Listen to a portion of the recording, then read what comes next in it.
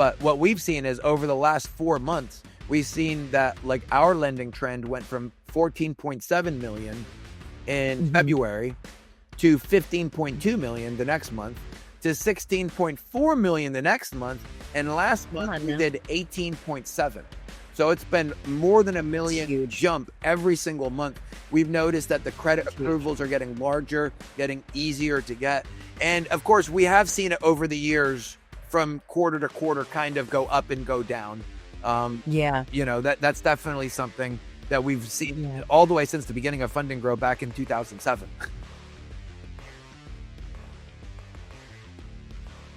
What's up, fam? We are here back on the Pete podcast, and we're here to discuss all the latest and greatest in REI tech, trends, and inspo. My name is MJ, and I'm very excited to welcome my friend Ari Page from Fund and Grow. Ari, thank you so much, man, for making it happen. Thanks How are for you? having me. I'm so excited to be here. Likewise.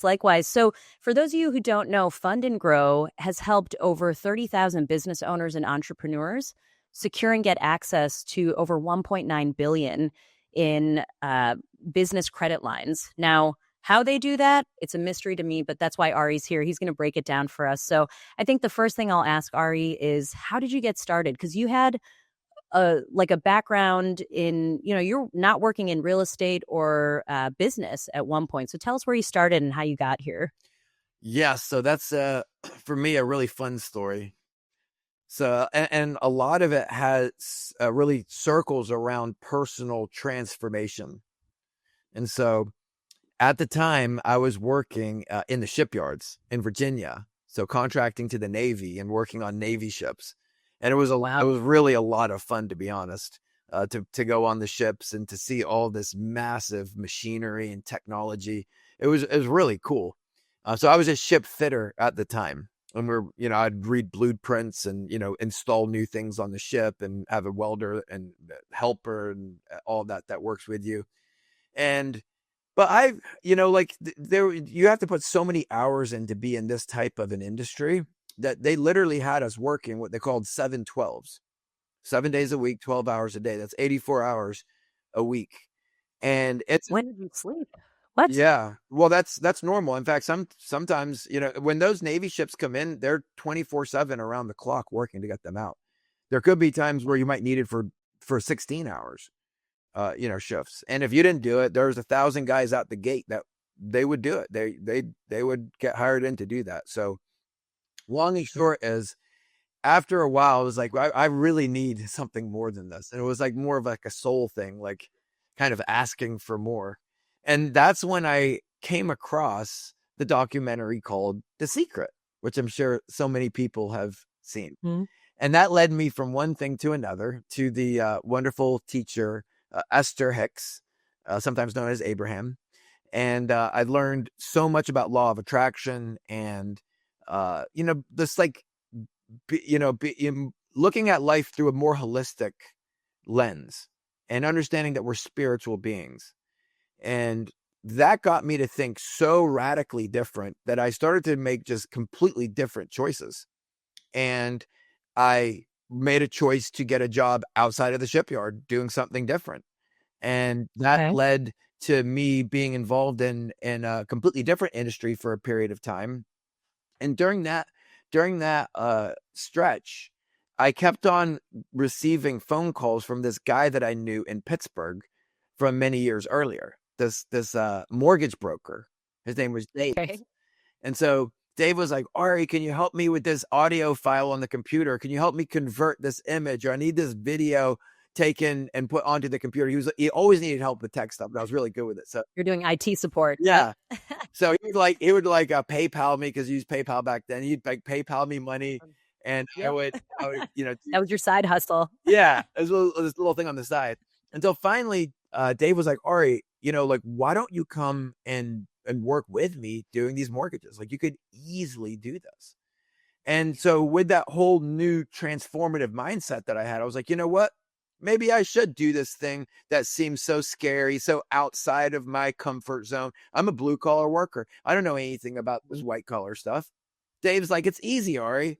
He's like, if you can do this other stuff on the computer, you can easily do that stuff. No problem. And so I started working with Dave. I started easily doing the things. It started becoming really amazing.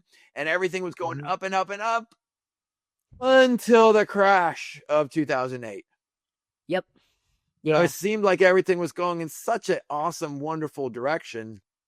And we kind of started seeing this in the mid 2007 timeframe. The lenders that we were working with, they were dropping their loan to value amounts. And so first it was dropped by like 10%, then 20%, then 30%. And so significant. Yeah. Yeah. People couldn't just dig into their pocket and make up the difference on those loans. And so we helped clients apply for credit cards in order to make up the difference. Sounds very unconventional. So was this you and Dave at the time? Yes. Yep. Okay. And my business partner, Dan, who still works with me today. So we were applying for business credit cards, and because primarily the clients that we were working with were all business owners. So we would take their entity, we'd apply for business cards. We were getting somewhere 300, 400, 500,000 just for applying for 5 different cards. And back then, in 2006 and 7 and 8, they could literally do a deposit in your bank account for $75. They'd move all the cash off the card, put it in your bank account. They don't do that anymore. Now they have cash advance fees and cash advance that's compounded daily and all of that. And we don't recommend that. But back then it was very easy to get the cash itself off of the card and to be able to use it in conjunction with the loans that the value of was dropping. So at first we were using it, helping people close these loans. Then we figured out, we were like, wait, so as the mortgage loans were going down, down, and down, credit cards, which are unregulated, they don't have the same regulation that mortgages have, easier for the banks to work through these unregulated industries. They were giving out more and more and more of the business credit cards. So we're like, listen, this is where the real gold is. So we started working together with people on an hourly basis. We were charging them $1,500 an hour and getting them business credit cards. And on average, it would take anywhere from 15 to 25 hours per client. They were paying a lot of money for us to do the business credit card service. And most of these folks, Ari, they were existing business owners who were finding it difficult to get access to credit in the ways that they used to. Is that correct? Yeah, these were all of the leads and the clients that were coming from the existing affiliates that we were working with. That were in asset protection and real estate and landlords. And so those affiliates actually were like, listen, guys, we can't send you someone that you're just charging endlessly $1,500 an hour. But if you guys create a membership or a program, it would be a lot easier to work with you. And so that's where we had to then create that cap, where instead of charging 8%, which is one of the ways that we work with clients, we'll charge them 8% of what we get them, where we cap that fee at our membership cost, which is $3,500. And then we still put them through the same process and do 3 batches of credit card stacking. And we build them up to a large aggregate amount of funding, usually up to about $250,000. And that's today. Back in the day, it used to be a little bit more than that. Yeah. So, it's really credit score driven, though. And do you guys work with clients and help them, if they need to improve their credit, if they need some assistance and some guidance there? Or do you refer them out to folks if, they need a little bit of hand-holding with that as well? So if they have like derogatories and bad items on their credit that like bad credit, then we refer it to one of our partners. But if they have a situation where they just have bad ratios and statistics, that's where Fund and Grow can really help a client. Now, whether they need credit repair or whether they need credit massaging, both of these are very important, because someone who has good credit, they don't have anything negative on their credit, they can still get denied over and over and over again because of having bad ratios and a whole variety of different things. So we'll work with those clients to help them merge cards together for higher limits, to reduce the accounts that they don't want, to essentially increase their scores to the best that can be prior to moving forward with the applications. Because we don't want to be, as we're going into applications, we want to be like walking uphill with a broken leg. We want to make sure that everything's taken care of before we apply 4 or 5 of these micro lenders at the same time. Well, it sounds like, I mean, the analogy of surgery kind of comes to mind, right? When you think about, you guys are like financial surgeons trying to figure out, what the right lines of credit are, how to stack those cards, and when and where to apply to what. And that's kind of, that's the expertise that you're bringing in for folks who have these great business ideas, right? But just need avenues of funding to make them happen. So, Yeah. props to you. I didn't hear medical school in there, but it sounds like that's one of your specialties. Yeah, definitely some credit Yeah. surgery is required. Mm-hmm. So, And repair. Yep. but the Yeah, great that's thing great. is that it's a real stacking process. It's a growing thing. And maybe just in a Yeah. minute, MJ, I could break it down and just explain to everyone how Sure. the stacking works. That was gonna be one of my next questions. I've heard the term stacking used repeatedly. I just wanted you to explain that, so go for it. So everyone, well, probably everyone has a credit card. Hmm. Most people do. So I've come across some without. It's questionable. I don't know how they've made it thus far, but I'm inspired and yet terrified for them. So let's assume most people, have this is at least for one everyone card. that has one. So I'm Yep. gonna explain how easy this credit stacking process. So let's say you have a credit card with Chase. Okay. What you can do is you can go back to, in most cases, you can go back to the same lender and apply for the exact same credit product that you already have. Many of them allow for you to apply for the same product. If you can't apply for the exact same product, then you can apply for a similar one that's considered different, but it's from the same bank. It's still from Chase. So I have one card with Chase. I go and I apply for another card with Chase. Now, let's say that the first card I had, that I've had it for a year, and Mhm. they gave me $20,000 on that card. Really, it doesn't matter what the limit is. But when I apply for Okay. the second card, they say, hey, we already gave you a $20,000 card, so we're only going to give you a $10,000 card now. You have used the $20,000 card responsibly. You haven't caused any issues. You've paid us Yeah. back for everything, so we'll give you 10,000. And you might say, well, listen, how is the 10,000 going to help if I have a $20,000 limit? And this is the whole card stacking process. So what we show the client is how the $20,000 card and the $10,000 card can be merged together. So you To call, give you a line of 30. so now you have a line of 30, but this is the kicker. Okay. The new card has 0% on it. The new $10,000 card is 0%. Beautiful. I like Let's this. say that the Mhm. $20,000 card is carrying a balance. Let's say it has $5,000 on it. And I've Okay. merged the 20 and the 10 together. Now I have a 30,000 with 0% interest. I didn't Yep. even have to move the 5,000 to get it back. This is the only way to reincept 0% Mhm. on an existing card. And Yeah. you want to make sure that the new card is merged into the old card so that you retain the card with the longest seasoning. You don't want to Got it. lose all of that history off the report. So that's just an example of how to do card stacking on the personal. We do it Mhm. on the business side. Exactly. Yeah. And And Mhm. oh no, go ahead. Go ahead. The business cards can be utilized without having to worry about paying it down to 35% like the personal cards. You have to worry about that. Yeah.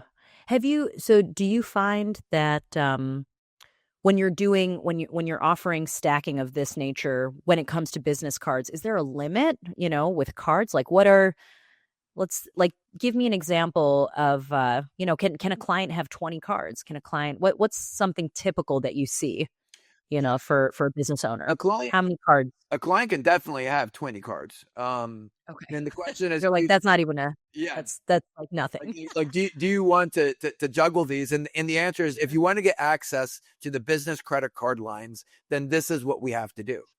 Yeah. Back in the old days, the model was to get 500,000 from one bank. But what Mhm. happened to these banks? Everything crashed. They lost. Obliterated. They Yep. had to be bailed out by the government. Acquired. Yeah. Yep. And they got bought out by each other.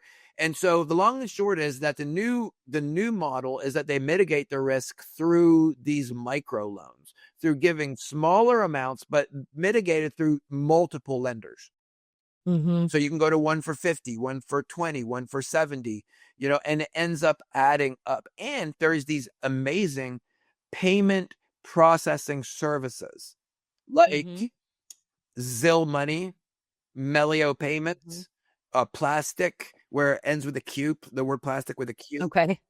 Bill.com, Bluevine, all of these services are designed where you can take your business credit card, you can swipe Yep. with them, and then they will pay any vendor, whether that vendor accepts credit card or not. They will pay the vendor. Really? So you can swipe your card with them, and they will pay any vendor that does not accept credit card. So it makes it so that the credit card can essentially be used anywhere, even if they don't That's accept amazing. credit card. Yeah. How does it work if they don't accept credit card? They're just able to, doctor that transaction into a method of payment that is accepted by the vendor, Well, and they handle that? exactly. So a vendor's Okay. always going to accept a ACH or a check. Yeah, What, EFT or wire. Yep, if you don't accept the that's check, true. then what the heck's going on? You know? And if they accept credit card, you use the credit card. If Yeah, they don't just accept swipe it. credit card, then what the heck do they accept if they don't accept ACH, Yeah, check, and wire? this day and age, Right. right? That's what those services do is they convert the credit Yeah. card to an ACH, a check, or a wire. Mm-hmm. Now, this is Some sort of acceptable form. exactly. Now, this Yeah. is the caveat is that they're going to charge a percentage to do that. Of course, So, they got to stay in business and yeah. make their dough. Yeah. So they get it's Yeah. either 1%, 2%. If you do it a wire, it could be as high as 2.5%. But this is the kicker. If you're using a business credit card, you get cash back and rewards from Yeah, credit cards. So there's incentives. Yeah, many exactly. times the cash back that you're going to get from running the transaction is about equal to what the processor charges for that to go through. In many There you cases, go. clients are using this at Home Depot. They're not even using the third-party payment processing. So they're just racking up points after points after points after points. Yep. I know Yep. for us, we literally get 10,000 plus a quarter back from spending, MJ, that we have to do You have to do anyway to run your business. Yeah. It's beautiful. Now that is a really symbiotic and productive circle right there. That's great. Yeah. Right? So what would you say, so, when it comes to business owners, let's say investors thinking about the types of funding that they have access to, right? Why is it advantageous to go this route and, you know, work with someone like Fund and Grow with you guys versus, thinking about hard money or, short-term bridge loans maybe? I mean, what do you see as the from where you're sitting, why does it just make more sense? Why is it, obvious to you? So this is nuanced. So business credit cards are great. You can get up to 250,000 of them and use them in a variety of different ways, and it's not based off of your property.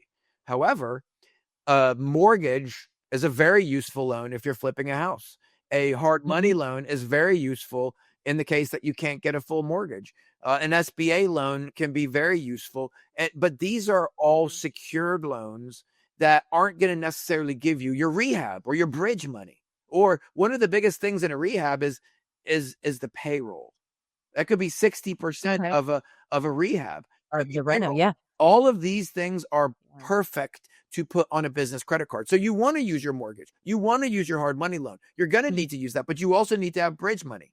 You also need to have this reusable loans that you can use over and over, unlike the mortgage. And unlike these different construction loans that require different, you have to get this completed, then you get that draw, then you got to get. There's a lot of hoops to jump through. Yeah. Yeah. The business credit cards can just be used over and over again.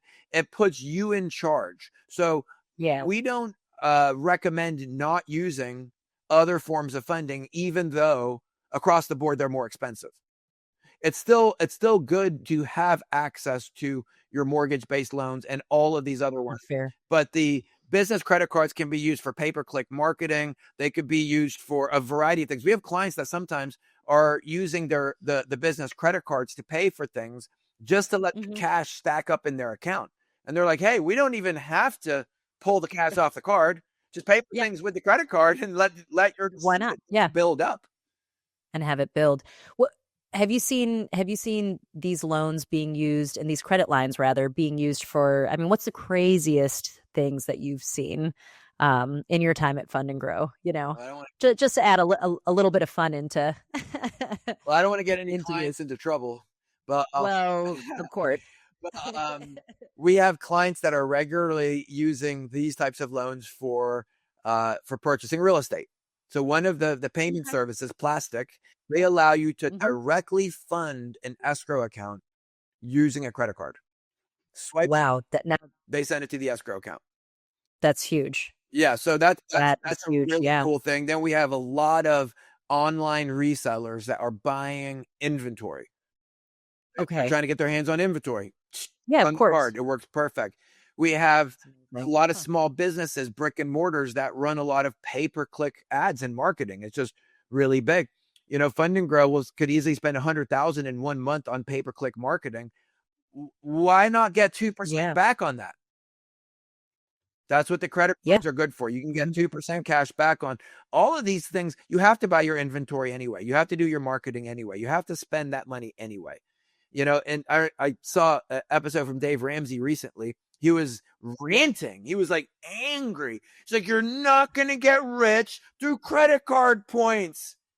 We're like, "Dave, oh my goodness. Like, what is wrong with you?" Like, no one is So suggesting, actually, yeah, no one is suggesting to go out and spend $100,000 to get 2 grand in credit yeah. card points. We're talking Yeah, yeah, about the yeah. spending that these entrepreneurs, these investors are going to be, try to hold them back. You can't hold them back from doing their deals. No, and if there's necessary spending, why not have something, like I said, that's a little bit more symbiotic where you're getting something back, even if it is just 2%. Well, that's more than nothing. So, and I'm sure there are more avenues that you're going to be putting that 2% back into, or it's going back into your reserves to spend on something else that's a needed part of the business anyway. So why not? Right? Yeah. And the credit cards offer a unique form of asset protection that a lot of people don't Okay. really ever consider. So a lot Yeah. of Tell me about that. a lot of real estate entrepreneurs could be doing business in an area that they might be in an out of state area, or working together with a contractor that's in that area that they're not 100% sure about. Yeah. Or they might be That's doing true. different deals where it just requires them to use a contractor they haven't used before. And Hmm. I'm sure a lot of people have been in the situation where they've paid a contractor to get something done and then they didn't get it done, or Or they didn't even show up.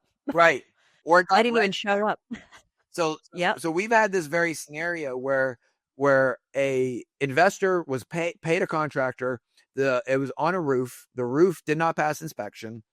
The Hmm. roofing company did not care about the investor's timetable at all. So Yep. we advised the client to call the credit card company and do a chargeback.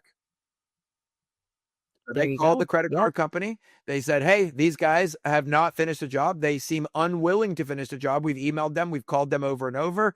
So what the Hmm. chargeback does is it reverses the transaction in between the credit card and the business. So the roofing company had that money pulled out of their bank account temporarily, put back Hmm. onto the client's report, and now they're given the option, or they're given the opportunity, sorry, to Yep. make it right. So now the roofing company the next day was on the phone with the client, like, "Hey, what can we do to make this right?" There you go. Because they need to be able to prove to the credit card company that they've made it right in order to allow that transaction to go through again. Yeah, and also in order to not get slammed on Better Business Bureau, and the not to mention the plethora of bad reviews they would get if they didn't follow through with Well, that client, right? well, I've actually had the situation where I had to leave a Better Business Bureau review. I had to Hmm. do all those things, and guess what? None of those things got them to finish the job or get my money None of it. back. The only thing Yeah. that can get them to finish the job and get the money back is the transaction, the money, Yeah, and take the money back. the Yeah, money back. exactly. Reverse the charge.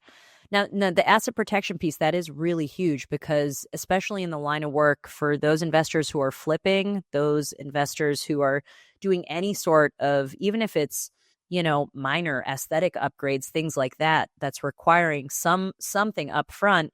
That is really an important piece of protection to get that you just don't get necessarily with other kinds of funding. So that kind of security, offering a little bit of peace of mind, a little bit more for your sanity is big. I don't even know if you can put a price on it. Yeah, I don't know if there's Actually, any type of loan that actually has that type of recourse built into it. right? Yeah, Like if you buy something off your home equity line of credit, or a BLOC, you're just writing a yeah, check. That's a check. You got to go to small and it's claims gone. court. Yeah, Yeah, hmm you've authorized that, and once it's cashed, it's cashed. yeah. So Yeah. Well, so this is really interesting, Ari. And from where you guys are sitting, are you seeing, it's 2025, are you seeing any sorts of trends, taking place in when it comes to funding, types of funding? Like how are you guys doing you know, specifically around entrepreneurs, maybe investors as well, the REI space, but what are you seeing as things that you think are worth noting for other folks out there, business owners and whatnot, thinking about, hey, what kind of funding should I get for my next endeavor or my next project? Yeah. So with inflation and the economy literally on everybody's mind, Yep. it's no secret that the banks have had a harder time lending. But the great thing is that Fund and Grow, based on our stats, we believe that we're Mhm. past the hardest hump so far, unless something new pops up, which is definitely possible.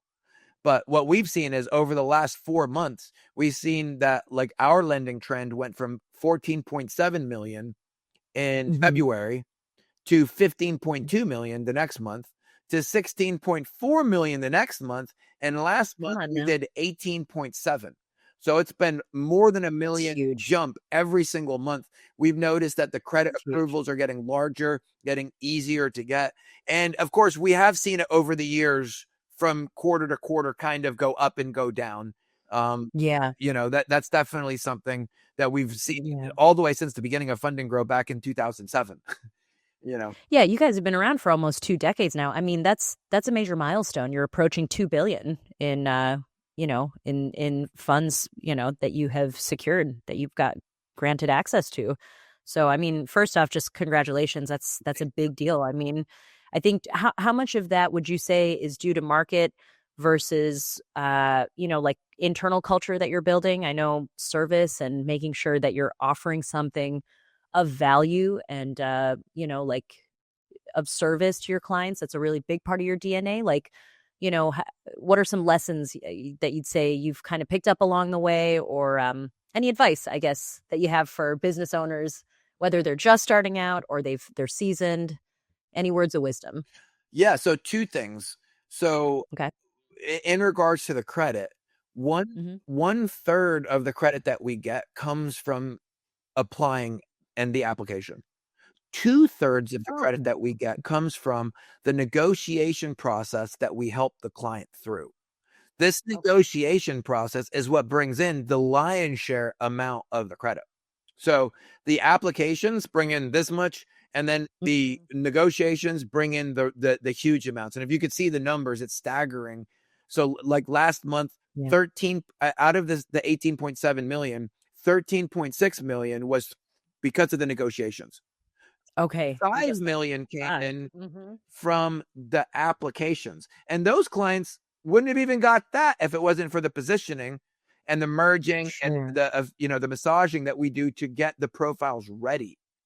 Now, all of this is based off of the software that we use, where we're able to take all the stats of all the thousands and Hmm. thousands of clients that have been through, all of the billions of dollars of funding that we've done, and we're able to extract this data. And so, one of the biggest things for us has been the systematizing of our information. And we did that kind of sort of, I guess, similar to what you guys do with Hmm. Pete. Now, we're, of course, a credit card stacking company. There's like hardly anything like us out there. So our software is Yeah. completely custom built. But one of the things that we found that transformed us is the same thing that you guys offer for your clients, which is the ability to systematize and to use data properly and to be able to interact with the client, with your staff, to make it super Mhm. simple, easy for them, where you have workflows and processes all fully laid out, already thought through, where the new business doesn't need to think it through. It's already been thought through by Mhm. a company that's already figured it all out. They've already been there. They already know what they're doing. And so Yeah. one of the things that helped us the most was simply having a proper software application that allowed us to bring everything together, the client, the That's great. affiliate, the staff, bring it all together and make a cohesive program. And Yeah. I think for That any is. small business that especially if you're in real estate, is definitely something that you're going to want to do. You're going to want to find a way of bringing everything together under one roof. 100%. I mean, the number of folks that we talk to, when I'm wearing my Pete REI hat, who are juggling, 10, if not 10, then 15 different software tools to do what our one software does, everything just under one umbrella. It's staggering. It's pretty amazing to kind of quantify, because a lot of entrepreneurs don't quantify the amount of time that they hemorrhage, the amount of their mental sanity, right? And also when they are building out these teams, even going from a solopreneur to, having a team of 5, having a team of 20, you want that team to be on the same page. Like you said, you want them to have one system that speaks the same language, and speaks to the ecosystem that you're building within your business. And you need to have a strong software that does that. So 100% we agree with you. I mean, being able to make data-driven decisions and look at those, whether it's your KPIs or other insights, it's huge. And it's really, really, I mean, it's shocking how quickly entrepreneurs are able to scale when they have the right systems in place, right? So one thing, what do folks do once they get access to all that amazing funding with you guys, right? It's you want them to have some good avenues then to apply things into and keep their businesses organized so they can keep growing and keep doing what they want to do. But one thing I am a bit jealous about is that there was no companies out there that have a CRM, a software for someone like me. And so Fund and Grow has spent literally over $1 million a year, 100,000 plus a month. Okay. On the development of our software. Do you know what I wish I didn't have to spend? $100,000 a month on freaking software. Yeah. If I could go somewhere where someone's already figured it all out. Yeah. Oh my goodness. Yeah. Pete is definitely a lifesaver for these companies that never would be able to have access to this type of analytical tools and databases and workflows and processes if it wasn't for the R&D that you guys have already put into it. Mm-hmm. Well, and that's the thing, right, is that the market is oversaturated with tech. Like, we'll be the first folks to say that, right? But you want tech that is efficient, it's innovative, and it's simple. You said that, right? It should be easy to use because, especially as a business owner, you don't have time to sit there and spend an hour. I mean, unless you have to, right? Like, you guys had to develop and build a specific CRM platform for what you were doing. But when you don't have to do that, if you are an investor and you're looking for something, then that's kind of where we come into play, because we're kind of the data nerds. We love that stuff, right? So, we say you handle the property, we'll handle the tech, to then let you handle more property, right? So that's one thing I think that's similar between Fund and Grow and Pete, is that we love to see our clients thrive and succeed and scale, and grow. And so, I think it's been really phenomenal to get to connect with you, man. We're really excited about the work you guys are doing. I mean, you're approaching 2 billion, and we're going to be here celebrating with you guys when that happens. So, for folks who are interested in getting more info, again, this is Ari Page from Fund and Grow on the Pete podcast. We'll have all of his information and details in the captions below, but we just want to say thanks, Ari, for spending the time with us. I know you have a million other things to do and more credit lines to secure. So we appreciate you, man, and all the good work you guys are doing. Thank you. Thank you so much for having me. All right. Cheers.